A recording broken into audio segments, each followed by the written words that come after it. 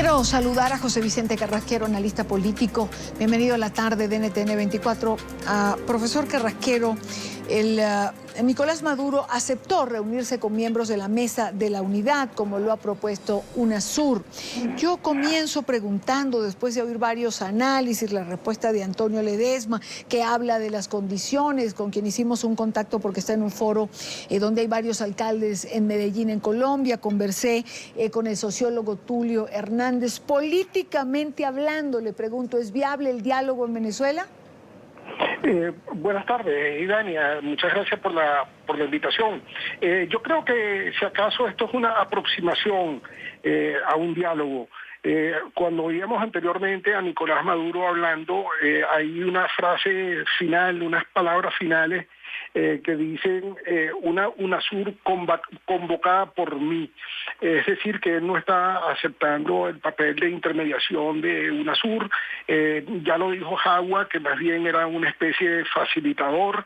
La misma composición de ministros de Relaciones Exteriores que están presentes en Venezuela indica que hay, por supuesto, un sesgo, al menos en términos de mayoría en la composición, a favor del gobierno.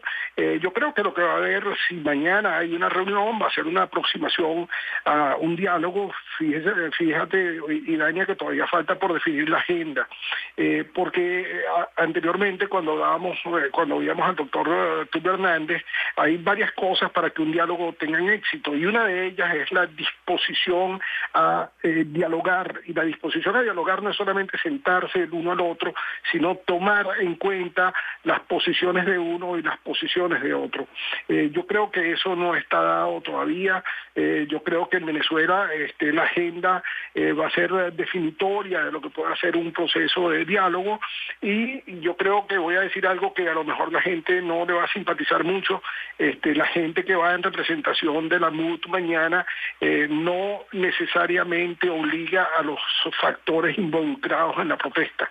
Entonces, el gobierno va a querer condicionar el diálogo al cese de la protesta, y del lado de la protesta le van a contestar: lo que pasa es que usted no está dialogando con nosotros, usted está dialogando con otra gente. Eso es una de las realidades que estamos viviendo en Venezuela, que yo creo que el gobierno se quiere saltar a la torera, y eso es lo que de alguna manera puede estar de alguna manera poniendo en riesgo la posibilidad de que verdaderamente haya un diálogo. Eso, por supuesto, agregándole los elementos que mencionaba Tulio en su intervención. Nosotros no estamos lidiando con un gobierno democrático. Nosotros estamos lidiando con un gobierno que usa el miedo y la humillación como mecanismo de sometimiento. Este tipo de gobiernos piensa que hay una verdad única, y esa verdad única es la que ellos mantienen, y por lo tanto el diálogo se trata es de someterse a mi forma de pensar, verificar que tú entendiste mi forma de pensar y que te vas a adoptar, te vas a acoplar a esa forma de pensar y hacer las cosas que yo estoy proponiendo.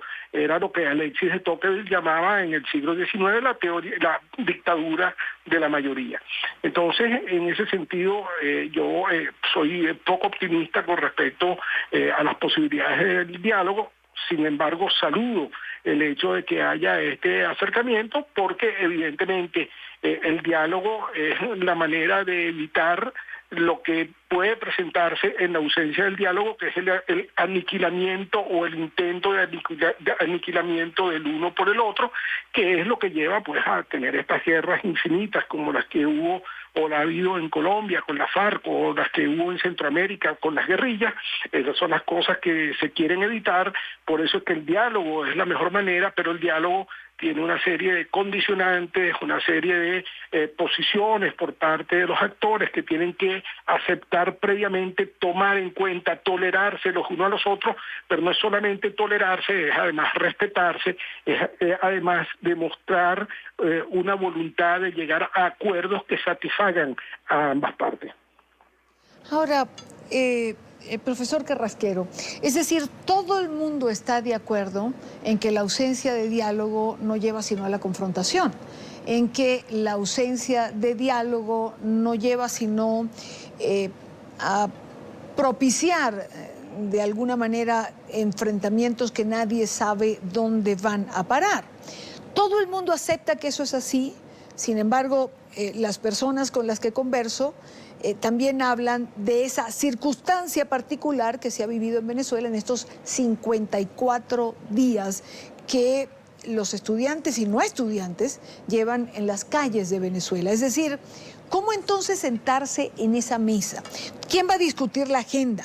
¿Dónde van a ponerse las condiciones?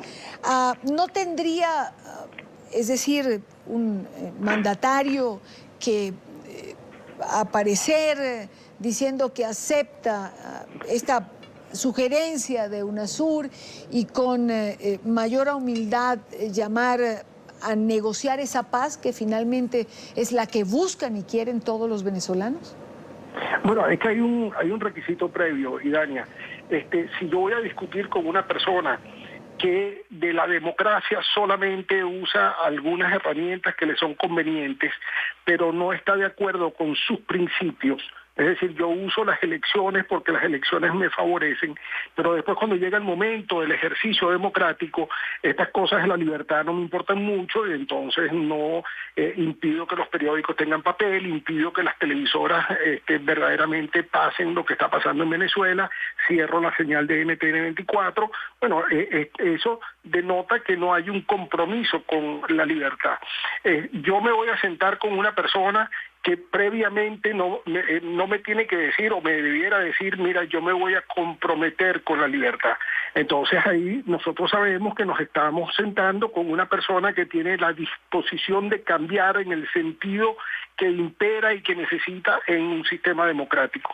No sé si estoy haciendo muy complicada la explicación, pero lo cierto es que si no hay voluntad de cambio de ambas partes, si no hay voluntad de reconocimiento de que el asunto no es porque yo tengo una mayoría, sino que hay una definición clara, concreta, un acuerdo de lo que es democracia, entonces hay cosas que no tienen sentido.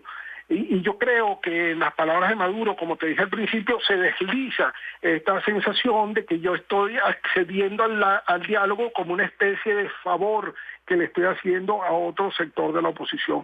Yo creo que si ese es el sentimiento, entonces estamos arrancando mal, porque el sentimiento debiera ser, yo reconozco que en Venezuela hay una serie de problemas, que estamos trabajando en la resolución de esos problemas, que queremos invitar a otros sectores de la población a que se incorporen a la solución de ese problema, entonces el diálogo tendría una alfombra roja para que la gente entre en el sentido de pensar que, bueno, se van a discutir los temas que se tienen que discutir y que va a haber una disposición de los actores a llegar a acuerdos y que esos acuerdos permitan entonces comenzar a viabilizar los problemas del país. Pero la impresión que uno tiene desde adentro, Idania, es que el gobierno va como a Dios rogando y con el mazo dando. Mientras voy introduciendo un paquete económico draconiano, un paquete económico que ya tiene una devaluación brutal del bolívar, que tiene una elevación gigantesca de los precios, que va a venir acompañado de un aumento de la electricidad, de un aumento de la gasolina, un paquete económico sin precedentes en los anales de la historia. Entonces, por el otro lado, pareciera estar promoviendo la protesta, pareciera estar promoviendo el enfrentamiento social, porque a mí nadie me puede explicar por qué hubo el alto nivel represivo que hubo ayer en el Cafetal, un día domingo, en la madrugada, cuando la gente, bueno, estaba más bien descansando, entonces llegan pelotones de la Guardia Nacional y de la Guardia del Pueblo a confrontar a unos vecinos, que lo que hizo fue enardecerlos más y que se incorporaran otros sectores de la ciudad y otros sectores del país otra vez a la protesta. Entonces, lo que uno siente como analista político es que hay un interés del gobierno de mantener la protesta viva, porque esa protesta viva le permite en el otro filón, el que no se está viendo tanto ahorita, ir dándole curso a un paquete económico que es el que más perjuicio le está causando a todos los venezolanos, porque los está empobreciendo aceleradamente, porque sigue la escasez, pero esta escasez ahora viene acompañada de una inflación brutal que ha reducido reducido el salario de las personas a nada. Entonces, bueno, estoy escondiendo, con la protesta, estoy escondiendo este paquete económico. Bueno, y entonces eso va a ser parte del diálogo, sí o no. Y lo que creo yo que es fundamental, y era lo que te decía antes, parte del diálogo es cuál es tu compromiso real con la democracia.